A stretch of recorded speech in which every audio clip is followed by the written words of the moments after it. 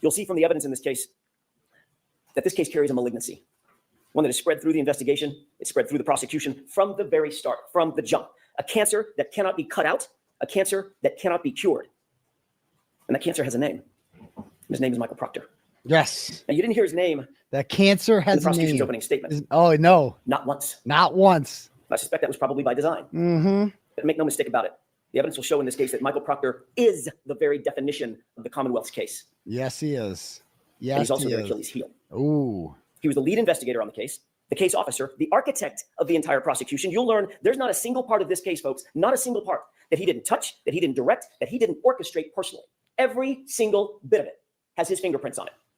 I love it. I love it. He sensed weakness. He's like, this did not even mention Proctor in his opening. Now, he had this speech written out ahead of time, and he knew, which means that he knew.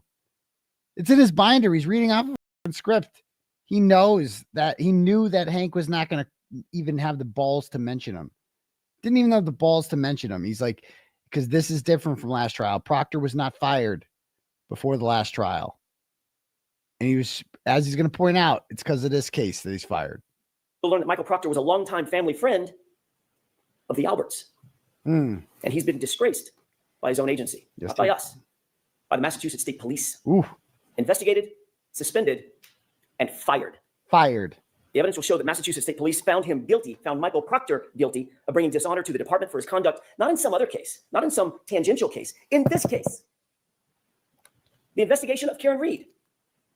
Conduct that included bias in favor of his friends, the all-powerful Albert family, and bias against my client, Miss Reed, the outsider.